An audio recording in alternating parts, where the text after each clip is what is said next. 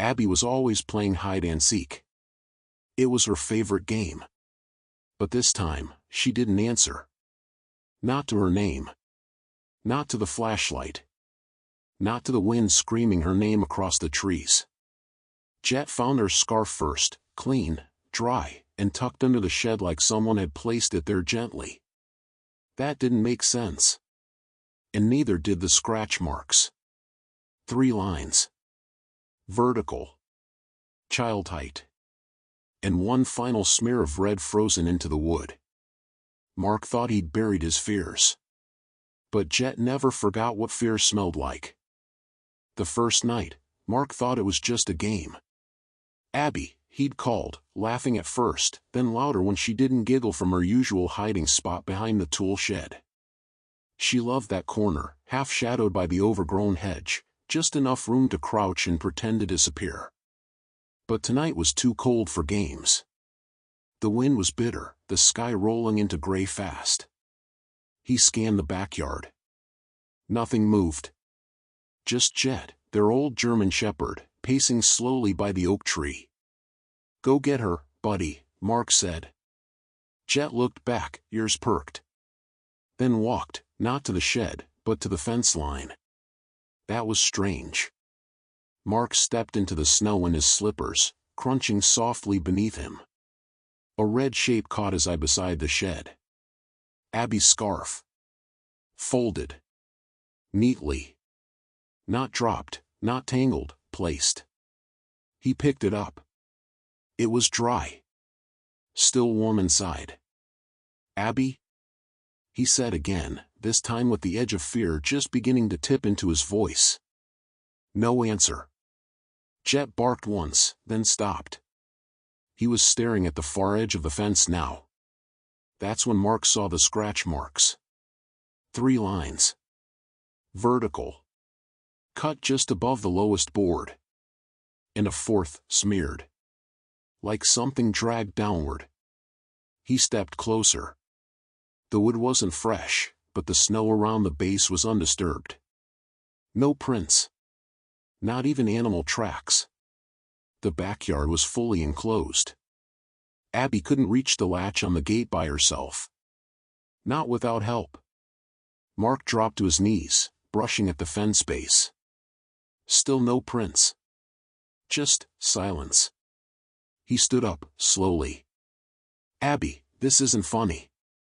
Jet moved beside him, low growl in his throat. And then Mark whispered, more to himself than anyone else, "She didn't leave the yard." Jet nudged the fence. Not hard. Just, intent. As if saying, "Look." Mark did. This time closer. Behind the scratch marks, just at eye level, the faint outline of something etched deep in the wood. He had to angle the flashlight right to see it. A handprint. Small. Too small to be his. Fingers pressed flat. Frozen into place. The police came fast that night. Neighbors, too. They all looked, in the woods, in the park, down the block. They asked the same questions. Was she upset? Had she ever wandered before? Was there a fight? No, no, and no. She wouldn't leave her scarf, Mark told them. She wouldn't fold it like that. They nodded sympathetically. But their eyes already carried that glaze, the one that meant they'd begun filing it under runaway. It made him sick. Detective Farley was the last to leave that night. He stood on the porch, taking notes. "You're sure the gate wasn't opened?" he asked. "It was locked. Chain's still on. You checked it yourself?" Farley nodded. "And no one heard anything? Neighbors?" "Nothing." Jet lay by the door, ears twitching. Farley looked down at him. "He's old, huh?" "Retired 2 years ago," Mark said. "Was military. Afghanistan. Smarter than most people I know." "Did he react to anything that day?" Mark hesitated. "Yeah." He stopped barking. Just stood still. The next morning, the search dwindled. Volunteers faded. News vans left. But Jet kept going back. Each day, same time, just past dusk. He'd walk to the fence, sit by the scratch marks, and wait. Sometimes he'd sniff the baseboard. Once, he growled and dug lightly at the snow. But mostly, he was just still. Watching. Listening. Mark tried to move on, keep the house in order, call in for updates, but the stillness in Jet's posture always dragged him back to that spot. By the third night, Mark set up a motion sensor. Just in case. Nothing triggered it for days. Then, one morning, the fifth since Abby vanished, the alert buzzed. 3:11 a.m. Mark grabbed the footage. What he saw made his stomach turn. Jet, alone in the yard, stood rigid at the fence. Then, without warning, he snapped his head to the right and growled. A low, dangerous sound Mark hadn't heard since the day Jet faced down a cobra in Kandahar. And then Jet barked once, not loud, not panicked, but sharp. Deliberate. He scratched the base of the fence 3 times. Then walked away. Mark replayed the footage over and over. Nothing showed. No shadows. No shapes. No sounds but the wind. Yet Jet had reacted like someone had stood right there. He marched outside with gloves and a crowbar. "All right, buddy," he muttered. "Show me what you're seeing." Jet was already waiting. He stood at the fence and pawed once, then looked up at Mark. That same triangle of scratches stared back. Mark dropped to his knees again.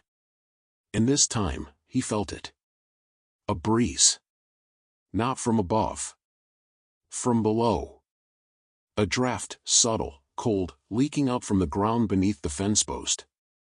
He dug at the base. Jet whined low, circling once before lying down flat, nose pressed to the snow. Mark's fingers hit something hard. Metal. A handle. Flush with the earth. What the? He pulled. The latch resisted. Then gave. A small panel lifted from the ground, no bigger than a crawl space hatch. Inside? Wooden steps. Old. Narrow. And covered in something faintly red. Jet didn't wait. He started down. Open. Jet descended first, slowly and carefully. Mark crouched behind him, one hand gripping the flashlight, the other resting on the cold ground for balance. The wooden steps groaned with every shift of weight, the kind of sound that told stories, of time, rot, and things left hidden. The air was different here. Not damp like a basement. Not fresh like winter. It was stale. Heavy. Like a room that had held its breath for years. The staircase led no more than 10 feet down before opening into a narrow passage. Mark swung the flashlight slowly across the space. Dirt walls reinforced with mismatched boards. Old nails driven crooked.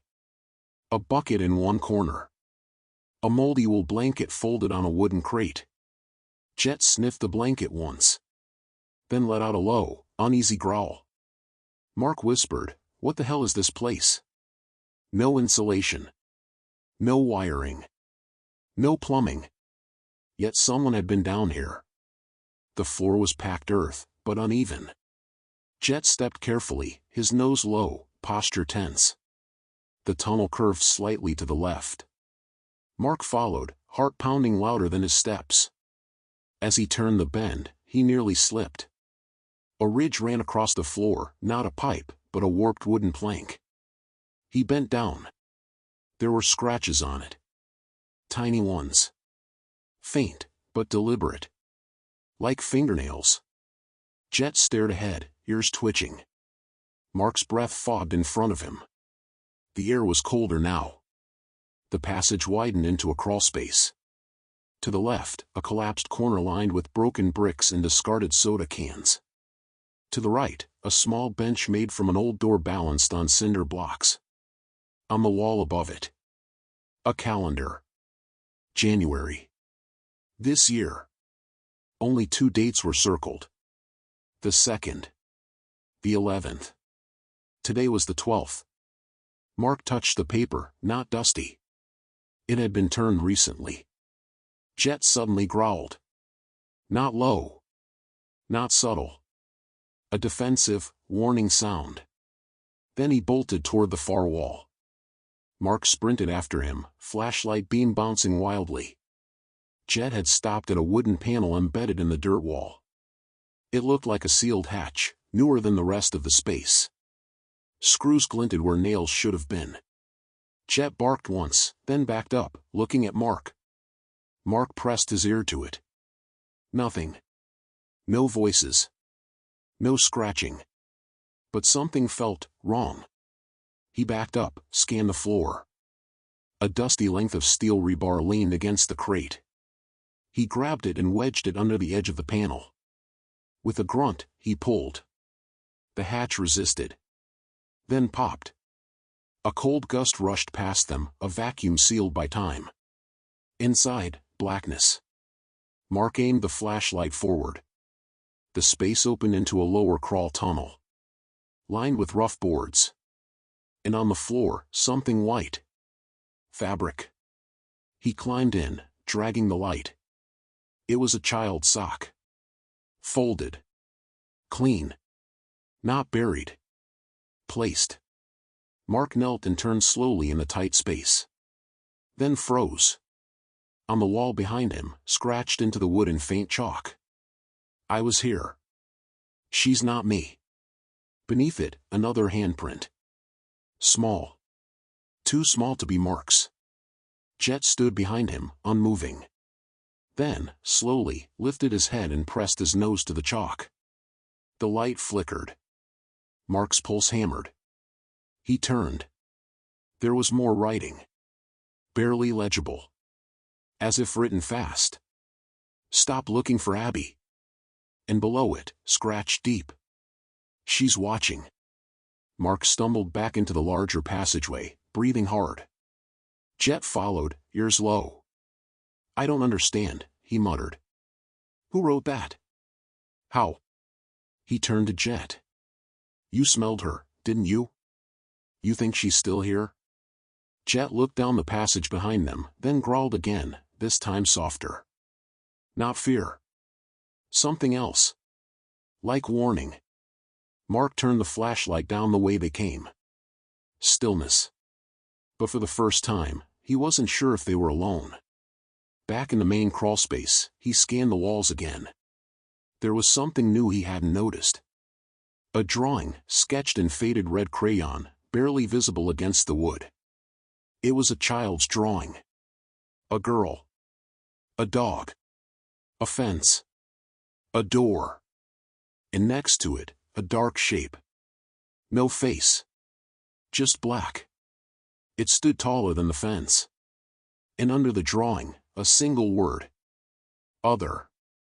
Mark stepped back, bumping the bench. Jet barked sharply, facing the tunnel entrance. Something had changed. The air was no longer cold. It was still. Like the quiet that comes before something breaks. He turned to Jet. Back out, he whispered. Now. They hurried up the stairs, flashlight beam bouncing. Just before Mark reached the hatch, he turned one last time. And saw it. 3 fresh scratch marks on the wall behind them. Still bleeding red into the dirt. Mark barely slept. He sat on the couch until the sun began bleeding through the blinds, Jet curled at his feet but too restless to truly rest. Every creak in the house made Mark grip the flashlight tighter. At 6:42 a.m., he finally called Detective Farley. The phone rang longer than usual. When the detective answered, his voice was gruff with sleep. Mark?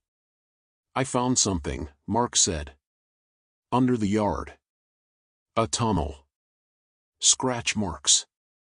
A drawing. I need you to come see it. A pause. Then, a tunnel? Jet led me to it. There's a hatch by the fence. It goes deep. Something's down there. Farley sighed. I'll head over. Give me 30. Mark hung up and stood quickly. Jet followed him to the back door, tail stiff. Snow had fallen again overnight, not much, just enough to cover the old footprints.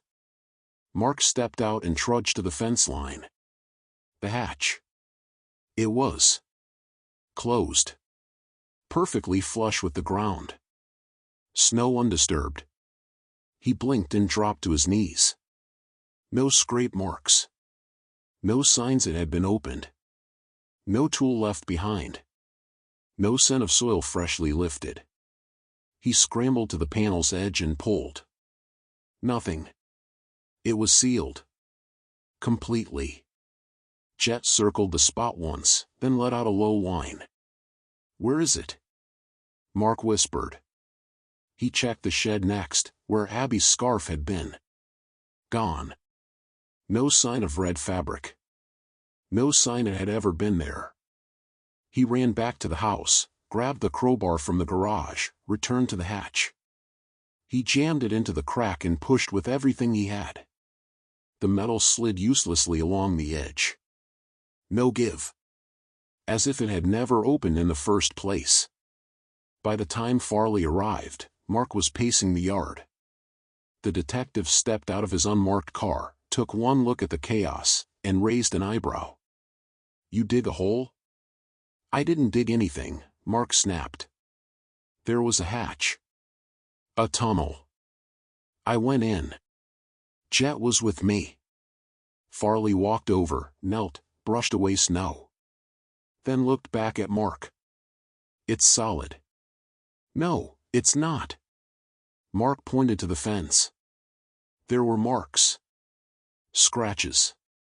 In writing, someone's drawing. I saw it with my own eyes. Farley stood up slowly. Mark, there's nothing here. They stood in silence for a moment. Then Farley softened his tone. Look, I get it. You're desperate. We all are. But grief plays tricks. You're not the first dad to imagine answers when none come. I'm not imagining. You said scratch marks. I see fence panels and snow. You said a scarf. I see empty ground. Mark looked at Jet. Jet was staring at the fence. Not moving. Not barking. Just watching. As if daring someone to speak. Farley shook his head and stepped away. I'll file the visit. But I suggest you get some rest. He turned and walked back to the car. Mark didn't say goodbye. He just stood there, alone. And angry. Jet padded forward, nose to the fence. Then suddenly he turned, and bolted toward the side yard. Mark followed. Jet raced up the side of the house and barked, short, sharp, at the neighbor's fence. Mrs. Kenner. Widowed. Lived there 15 years. She stood on her porch, watering a potted plant despite the frost. Mark waved. She lowered the watering can slowly. He walked to the fence. Sorry about the noise. She tilted her head. He's sniffing where she used to sit. Mark blinked. Who? The little girl, she said. In the red coat. She used to sit there and sing. His blood went cold. You mean Abby? Mrs. Kenner paused. No, no. Not Abby. I meant, oh, what was her name? She tapped her chin. Mark stepped closer. Another girl? Yes. It was years ago. Long before you moved here. Jet barked again, scratching lightly at the fence post. She disappeared, too, Mrs. Kenner continued. Summer, I think. There was a search. Never found a thing. Her mother moved away not long after. Mark's voice cracked. What was her name? Mrs. Kenner frowned. Melissa? Mallory? Something with an M. Jet whined. Mark's stomach twisted. He stepped back slowly, heart pounding. A girl. Missing. From the same spot. And no one had ever said a word. No neighborhood warning. No official notice. Nothing. He turned to Jet. You knew. Jet looked back at the yard. Then walked toward the back gate, the one Abby couldn't open. Mark followed. It was still chained shut. He unclipped it, stepped out into the woods behind the fence. Jet led. The snow was deeper here. Untouched. After a few minutes, Jet stopped at a tree. A white old birch. At its base, something dark. A leather-bound notebook. Partially buried. Mark pulled it out and flipped it open. First page, childlike handwriting. My name is M. He said not to tell. But I wrote it anyway. The scratch marks are mine. Jet barked once. Then lay down beside the tree. Waiting. Mark stared at the first page of the notebook again. My name is M. He said not to tell. But I wrote it anyway. The scratch marks are mine. The handwriting was faint, faded in places, but still legible, a child's hand, uneven letters, pressed deep into the paper. Jet stayed perfectly still beside him, not sniffing or pacing, just watching the woods behind them. Mark flipped the page. It started with the humming. I didn't know where it came from. Then the tapping. It was inside the wall. I told Mom. She said it was the furnace. We didn't have a furnace. Mark read faster now, pages skipping beneath his shaking fingers. Sometimes I scratched the wall so I'd remember I was still there. Sometimes he scratched back. His throat went dry. Jet growled once. Short. Focused. Mark looked up. Through the trees, about 30 feet ahead, he saw a shape. A man. Still. Barely visible. Watching. Mark stood quickly, stuffing the notebook into his coat. Who's there? He called out. No answer. Just wind. Jet took one step forward, tail rigid. The man backed up, not running, just retreating, then slipped behind a tree and was gone. Mark waited a long moment before speaking. Come on, he muttered. We're not done here. He turned to Jet. Lead. Jet took off slowly, nose to the snow, heading deeper into the woods. Mark followed. Every footstep crunched like thunder beneath him. He passed a dead log with a child's sock caught on the bark. A familiar red thread. Not Abby's. But not old either. They walked another 100 yards before Jet stopped. He was facing a small slope. At its center, half buried in snow, was a wooden hatch. Smaller than the one in the yard. Jet sniffed, then looked back at Mark. No way this is coincidence, Mark muttered. He knelt and brushed the snow aside. A rusted padlock held the hatch shut. It wasn't chained. Just locked. Jet barked once. Mark reached into his coat, pulled out the crowbar he'd brought along. This is going to hurt. He jammed it under the loop. One push. Two. Crack. The lock snapped. He lifted the hatch slowly. The hinges groaned. Inside, darkness again. And that same stale cold air, like forgotten breath. He aimed his flashlight down. Wooden rungs descended into dirt. Jet stepped closer but didn't enter. Instead, he lay flat at the edge, staring. Waiting. Mark descended. The air got colder fast. He counted 12 steps before reaching a dirt floor. The walls here were tighter, and covered in carvings. Names. Initials. Drawings. None cheerful. A stick figure lying beside a larger figure.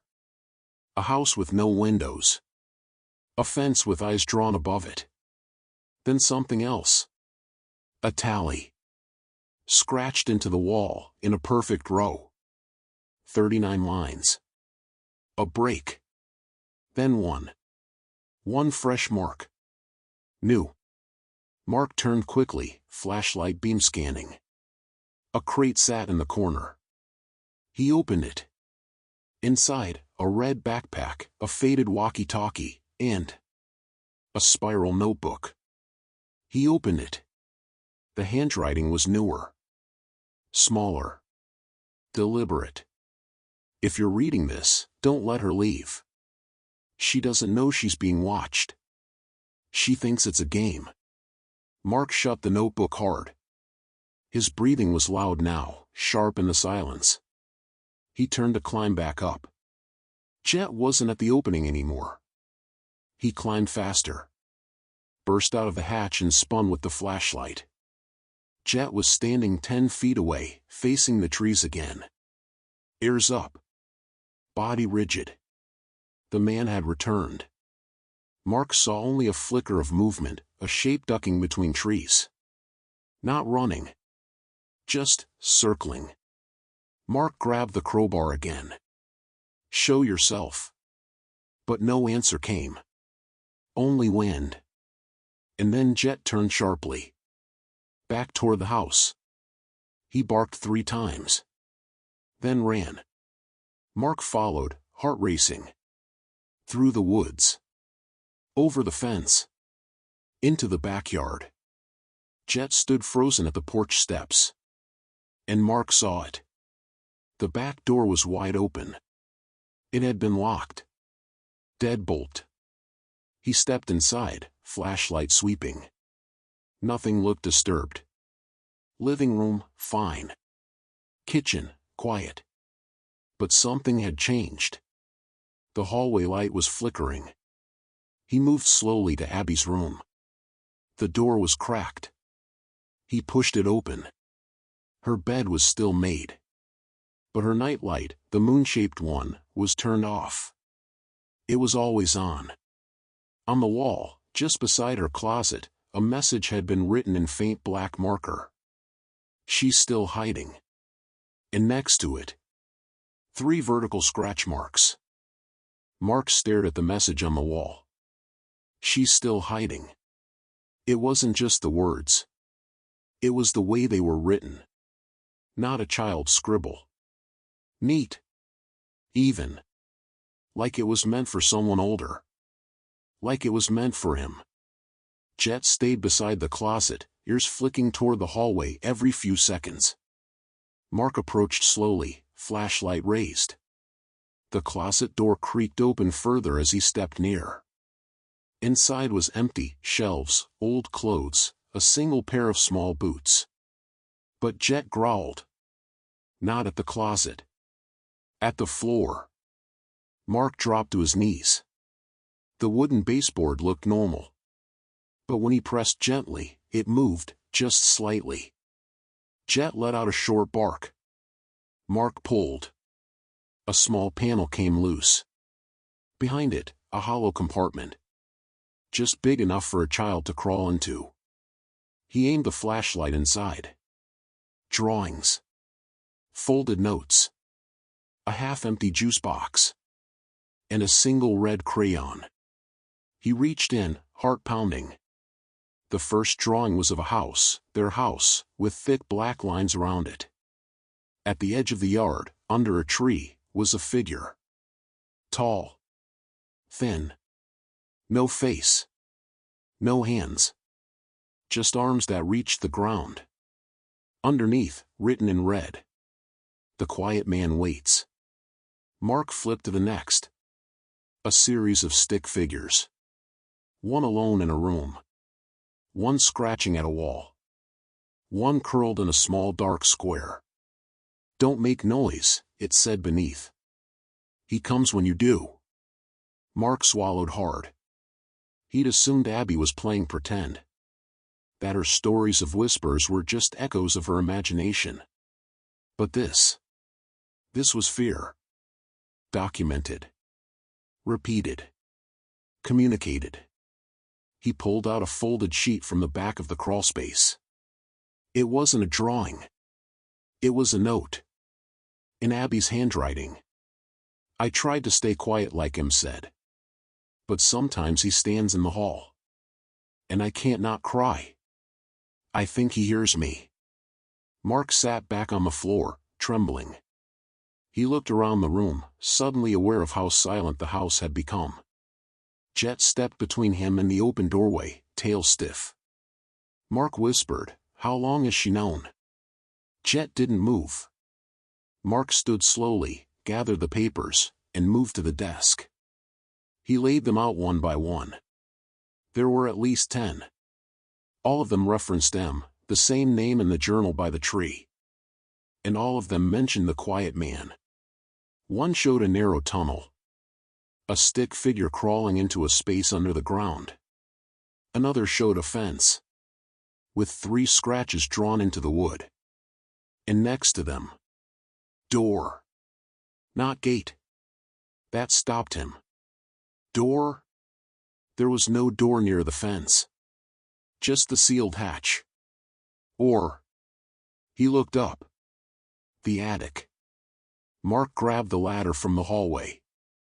Jet followed closely. He pulled the attic string and unfolded the steps. The old wooden beams creaked as he climbed. Dust floated like snowflakes in the flashlight beam. Nothing looked disturbed. Old boxes. A broken chair. Abby's baby clothes in a tub. Jet stayed below, pacing, agitated. Mark turned to scan the walls. Then he saw it. On the back beam. A faint smudge. 3 vertical lines. Scratched into the wood. Not deep. Just enough to be seen. He crouched and ran his hand across the beam. The wood felt soft, hollow beneath. He knocked. A dull, empty sound echoed back. Jet barked once below. Mark braced himself. Then pushed. A square panel fell inward. Dust and cold air rushed out. Inside was a tight chamber, lined with blankets. And more drawings. He reached in and pulled one out. It showed Abby, curled beside Jet. Safe. And watching a dark doorway from inside her crawlspace. In the corner of the picture was a tall black figure. Thin. Still. And watching. He pulled another. This one was labeled. Before I forgot. It showed a second girl. Older. Holding hands with Abby. The other girl had an M written on her shirt. Mark stared. It couldn't be. The same girl? The same name? He climbed back down the ladder. Jet ran to the door. Mark followed. They stepped out into the cold. Snow falling again, lightly, softly. Jet walked to the edge of the yard and sat, facing the woods. Mark whispered, "You still smell her, don't you?" Jet didn't react. Didn't move. Just watched. Then Mark's phone buzzed. A message. From an unknown number. Just 5 words. Stop digging. She's not yours. The text kept replaying in Mark's mind. Stop digging. She's not yours. He stared at the screen. Unknown number. No metadata. No previous thread. He texted back anyway. Who is this? No response. He forwarded the number to his old buddy at the telecom company, a guy from his military days, and requested a trace. The reply came fast. Number is spoofed. Route scrubbed. Someone's covering their tracks. Mark put the phone down slowly. Jet hadn't moved from his spot by the hallway. But his eyes were fixed on the front door now. Like he was waiting. Mark returned to the table. The drawings. The notebooks. The journal marked M. He flipped through it again. Back to the first few pages. He watched me from the attic. But sometimes, I think he watched from the yard too. He never talks. That's how I know it's him. Mark shivered. He looked around the living room. Everything was still. Too still. Jet let out a quiet huff, not a growl, not a bark. Just a warning. Mark picked up the spiral notebook, the one Abby had stashed. He hadn't read all of it yet. Inside were dates. Dozens of them. Some circled. Some crossed out. He flipped to the last page. There, in Abby's unmistakable handwriting. February 17th, M's birthday? She said he comes more near then. I heard her crying in my closet. Mark stared at the date. It was 3 days from now. His breath caught. Had Abby been communicating with them somehow? Or did she believe she was? He flipped back further. More fragments. He leaves scratch marks to remind us. When we stop being scared, he gets close. M said I shouldn't stop being scared. Mark dropped the notebook on the table. He needed answers, from someone who knew the house's past. He opened his laptop and went to the county property records site. The address came up fast. 5 previous owners. One name stuck out, Helen Dawes, owned the home 22 years ago. A quick search revealed an address in town. She'd retired from child services 10 years back. Mark didn't waste time. He packed the drawings, the notebooks, and his phone. Jet, come. Jet stood immediately. At the front door, Mark paused. No wind. No sound. But something in the house felt like it was waiting. Helen Dawes lived in a small bungalow at the edge of the river. Mark knocked twice. She answered slowly, peering through the curtain first. He showed her the drawings through the glass. I think you'll remember these, he said. Her face changed. She opened the door. The living room smelled of old books and chamomile. Jet lay down quietly near the heater. Helen stared at the papers, hands trembling slightly. I never thought I'd see these again, she whispered. You knew him? Mark asked. She nodded. Melissa Bryant. Foster case. 7 years old. Came to us after being found wandering near a wooded road. Here? No, Helen said. But she was placed in your house. For 6 months. Mark felt dizzy. She scratched walls, Helen continued. Wouldn't speak for weeks. When she did, she asked about a man who hummed. Mark whispered, the quiet man. Helen looked up sharply. You know the name? He told her everything. Abby's drawings. The tunnel. The calendar. The figure in the pictures. The voice in the house. When he finished, Helen sat back, eyes far away. She used to whisper that he didn't like when kids left. She said she was only safe when she was scared enough. Mark didn't understand. Safe because she was scared? Helen nodded slowly. She believed fear kept him away. That as soon as she stopped fearing him, he'd take her. Mark thought of Abby's messages. She's still hiding. She doesn't know she's being watched. He whispered, she forgot to be scared. Helen stood slowly and retrieved a box from a shelf. She opened it and handed him a photograph. 2 girls. One, unmistakably Abby. The other, older, but similar eyes. M, he asked. Helen nodded. But this photo. Abby wasn't even born when this was taken. Helen's voice trembled. Some children leave impressions. She drew the same tunnel Melissa did. The same marks. Same drawings. And she said Melissa visited her. Mark felt his chest tighten. She's never met her. Not once. Helen's gaze turned sharp. She did. But not in the way we understand. Back at home, night had fallen. Mark stepped inside, exhausted. Jet went straight to Abby's room and sat beside the closet. Mark followed, slow. The closet door was open again. He hadn't left it that way. He stepped closer. Jet growled. Inside the crawlspace, a new drawing. It hadn't been there before. This one was different. Not a child's hand. Rough. Angled. A house drawn in black. With a figure above it, arms outstretched, touching the roof. Underneath, in red crayon. She stopped being scared. Mark didn't sleep. Instead, he worked, quietly, methodically, like a soldier preparing a perimeter. He set up cameras. One in Abby's room. One facing the closet. One in the hallway. One outside by the yard. He wired the feeds to a monitor in the kitchen. Jet lay under the table, eyes fixed on the back door like it might move again. Every few minutes, Mark checked the feed. All clear.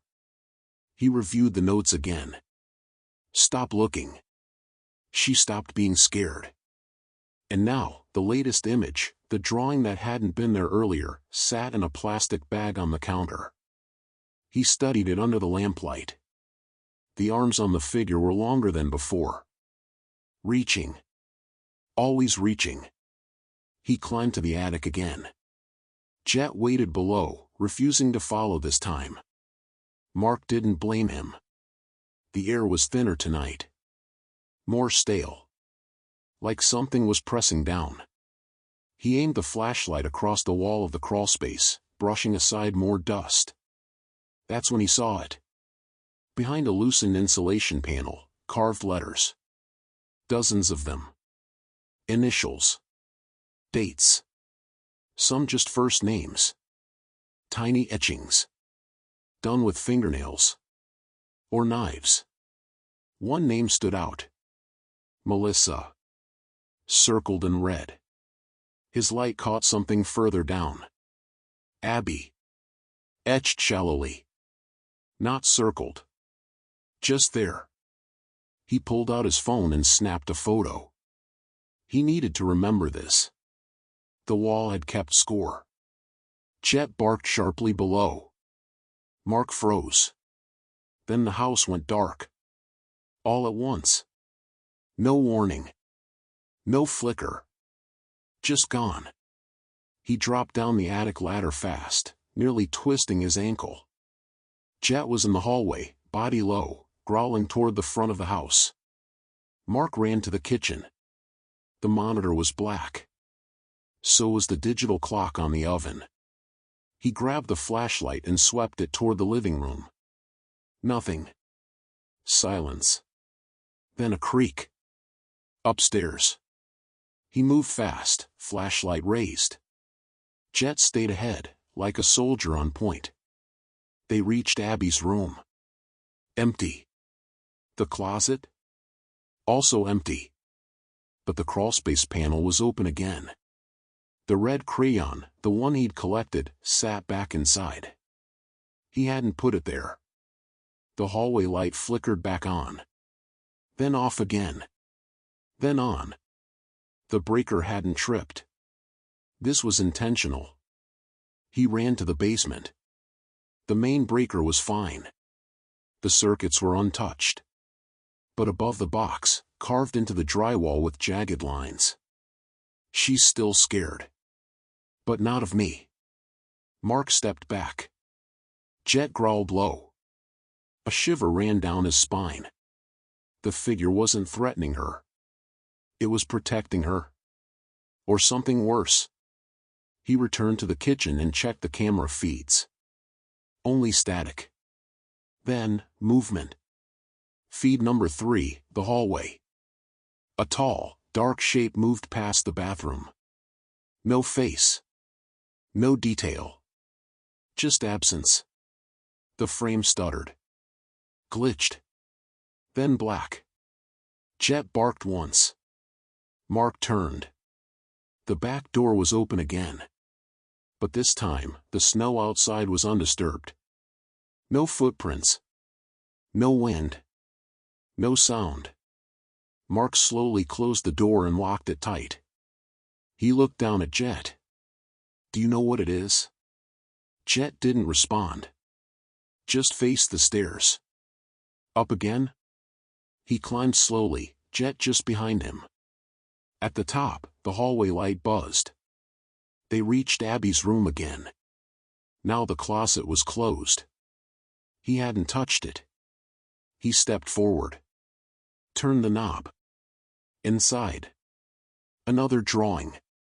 But this one wasn't of Abby. It was of Mark. Standing in the attic. The tall black figure behind him. Mark stared at the drawing of himself.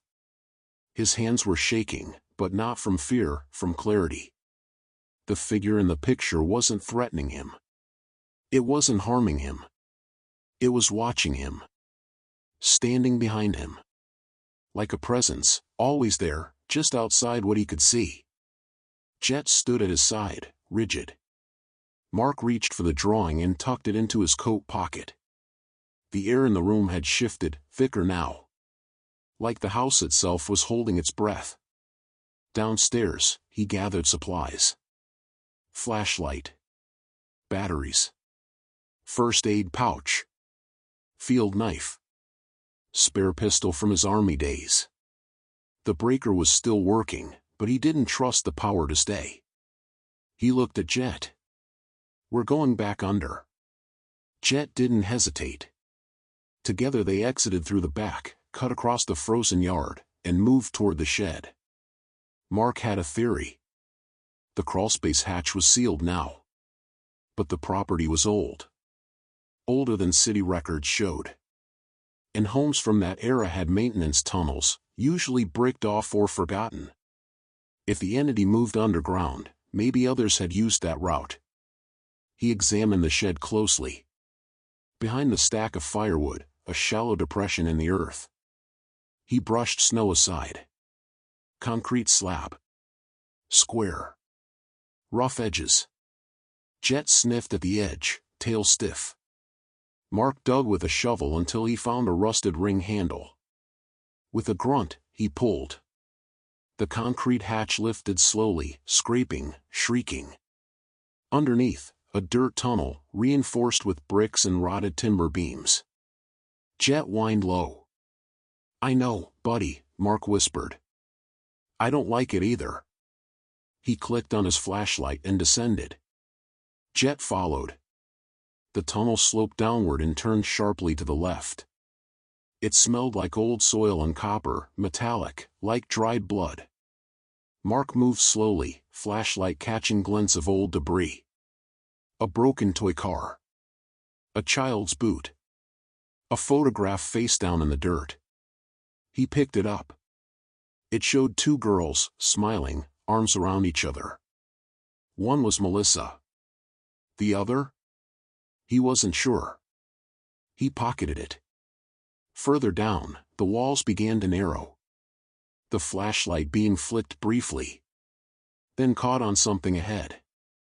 A second flashlight, lying in the dirt. Still on. Mark crouched beside it. It was warm. Used recently. He picked it up, checked the battery. New. Fresh. Jet let out a soft growl, eyes locked ahead. The tunnel widened suddenly, opening into a low chamber. 6 feet across. Circular. At the far end, a wall. Etched with names again. Some familiar. Some new. Melissa. Abby. Jules. Noah. Then one name scrawled larger than the rest. The Quiet Man. Below it, a jagged spiral. Painted in what looked like ash. To the side of the chamber, an old milk crate. Inside, papers, books, broken radios. Mark pulled one out, a composition notebook. Inside, childlike writing. He lives between the walls. Not alive, not dead. He listens when it's quiet. The next few pages were torn. Then one full entry. I thought if I stayed quiet, he'd go away. But now he wants the ones who stopped being afraid. Mark closed the notebook slowly. Jet barked once, sharp, urgent. Behind them, the tunnel echoed. They turned as one. Nothing there. No sound. Just the stale air pushing forward, like breath exhaled from the dark. Mark raised his gun, light trembling. Jet stepped ahead, barking once more. And then, a voice. Faint. Echoing. From far down the tunnel. A child's whisper. Mark. He froze. Abby? Jet spun, barking louder. The tunnel behind them shifted, like air pressure slamming against the walls. Dust fell from the ceiling. Then silence. Mark turned his light down the path. No sign of movement. But the whisper had been real. He'd heard her voice. Not imagined. Not remembered. Heard. He turned to Jet. We're close. Jet looked uncertain. Then took off. Deeper into the tunnel. Mark chased after him, ducking under beams, stepping over broken planks. Ahead, the passage split, one side bricked up, the other curving hard right. Jet went right. They entered a second chamber. Smaller. Inside, scattered across the floor, were dozens of crayon drawings. Different hands. Different years. Different paper. Some showed the same image, a tall figure with outstretched arms. Others showed a door. A red one. With 3 vertical lines scratched into it.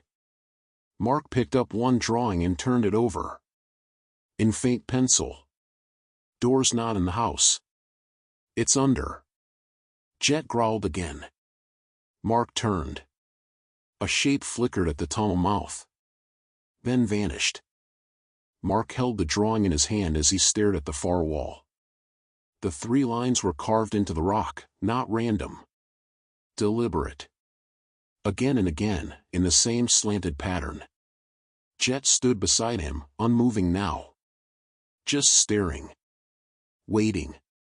Mark lowered the flashlight, swept the beam across the base of the wall. Nothing at first. Just packed dirt and the remnants of another old crate. But then, the sound. A faint creak. Like wood bending under pressure. He dropped to his knees and began digging. The dirt was looser here, like it had been disturbed recently. His fingers hit something solid. He brushed it clean. A plank.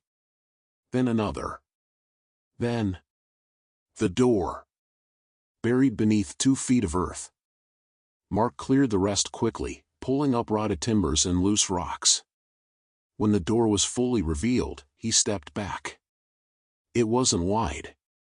Maybe 4 feet tall. Narrow. But unmistakably a door. Crude hinges. A small rusted handle. And 3 vertical scratches, carved dead center. The same as in Abby's drawings. The same as Melissa's stories. Jet growled low. Mark placed a hand on the handle. Cold. Too cold. Like it hadn't been touched in decades. He looked at Jet. If I go in, you stay at my side. Jet didn't move. Didn't blink. Mark pulled. The door creaked open, revealing a narrow staircase descending deeper, not carved from dirt, but old stone. Wet. Molded. The air that rose was colder still. Mark hesitated only a moment. Then descended. Each step echoed. The walls were carved, not natural. Symbols etched here and there, none Mark recognized. Some scratched over. Others preserved. About 20 feet down, the stairwell opened into a small square room. Circular markings filled the walls. Red smears near the floor. Jet sniffed the air and immediately turned to the left-hand corner. There, under a pile of discarded blankets, lay a backpack. Tiny. Purple. Torn strap. Abby's. Mark dropped to his knees and unzipped it. Inside, her sketchbook. The one she took everywhere. He opened it with shaking fingers. Drawings. Some old. Some new. But all of this place. The chamber. The staircase. The door. And one final drawing. Abby. Curled beneath the stone archway. Surrounded by dark, curling lines. A shadow looming behind her. And a single sentence scrawled beneath. He watches you now. Jet let out a sharp bark and lunged toward the far wall. Mark turned just in time to see a second door, this one iron, begin to swing closed. Without thinking, he dashed forward and shoved it open. Beyond it, a narrow tunnel lit faintly by a soft red glow. And in the distance, the unmistakable outline of a child. Abby. Abby, he called. She didn't move. He ran, Jet at his side, down the narrowing path. The red light pulsed, not like a lamp, but like something alive. Like breath. As they reached her, Mark dropped to his knees. Abby, baby, I'm here. She blinked slowly. Then looked past him. And whispered, don't let him in. Jet barked wildly. Mark turned. Behind them, the tunnel was gone. Stone walls where it once stood. He spun back to Abby. Who locked you here? Who did this? She looked up at him, tear-streaked and pale. I tried to stay scared, she said. But I forgot. She reached into her jacket and handed him a drawing. This one showed Mark. Alone in the house. Every window dark. The quiet man's arms stretched across the entire sky. Covering everything. A sudden rumble shook the chamber. Dust fell from above. Jet growled, teeth bared. Abby clung to Mark's arm. From somewhere behind the wall, the same humming. Low. Inhuman. Getting louder. Mark stood, pulling Abby close. We have to get out. He scanned the chamber. No exits. Just drawings. And one final etching on the back wall. A spiral. And beneath it, carved in childlike letters. One of you stays. The spiral on the wall pulsed. A deep sound, not a hum now, but a beat. Like a slow heartbeat. Mark's flashlight flickered. He pulled Abby behind him. Jet didn't move from the center of the chamber. He stood facing the spiral. Unblinking. As if he understood the message carved into the stone. One of you stays. Mark searched the chamber again. No cracks in the wall. No hidden doors. No ladder. No vent. Only drawings. Piles of them. Each left behind by someone else who had been here. Children. The lost. Melissa's sketches were here too, unmistakable. Even one of her as an adult. Had she come back? Had she tried to warn them? Or had she never left? Abby tugged at his sleeve. Daddy, she whispered. He turned. Tears rolled down her cheeks. I don't want Jet to stay. Mark's throat tightened. Jet hadn't turned from the spiral. Hadn't barked. Hadn't paced. Just watched. Mark whispered, he knows. Jet's ears twitched once, a tiny movement. Acknowledgement. Not fear. Resolution. Mark knelt. Pulled Abby into his arms. You listen to me, he said, holding her face. You keep the light on, always.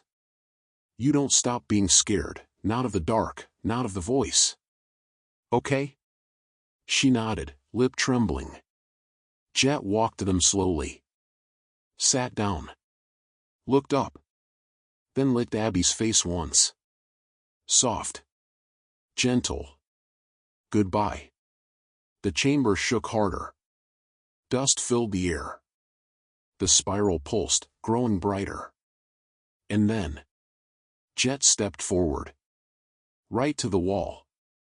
He stood at the base of the spiral. And the hum stopped. The glow faded. The air grew still. Then, behind Mark and Abby, a crack in the wall. Small. Expanding. A way out. Mark grabbed Abby's hand. Let's go. Now. They ran. Crawled. Fell. Out of the stone tunnel and back into the bricked passage. The red light was gone. The drawings were gone. Only Jet's collar remained on the floor. Still. Warm. Mark and Abby emerged into the early morning light. Snow still fell gently across the backyard. Their house stood silent. Unchanged. But something had shifted. Inside. And beneath. Mark picked Abby up and carried her across the yard. She never looked back. Neither did he. Weeks passed. Abby began sleeping again. Sometimes with the light on. Sometimes not. She stopped drawing the quiet man. Started painting skies instead. Jet's collar hung beside her nightlight. Always there. Always still. Mark kept the journals. Melissa's. Abby's. His own. He sent copies to Helen Dawes. She didn't reply. But one day, a box arrived at their door. Inside. A letter. And a photograph. Melissa, older, standing outside Mark's house. The date was from 2 years ago. The note beneath. I tried to stop him. I did. He only listened to the brave ones. Mark looked at the photo every morning now. A reminder. That some things never leave. They just wait. And sometimes, they choose. One night, weeks later, Abby woke up. Mark found her in the hallway, staring at her closet. Did you hear something? He asked gently. She nodded. I thought I heard Jet, she whispered. Mark froze. Heart heavy. She looked up at him, then smiled. It wasn't scary. And then she opened the closet door herself. Nothing there. But a drawing sat on the floor. A simple one. Jet. Sitting beneath a tree. Watching. Waiting.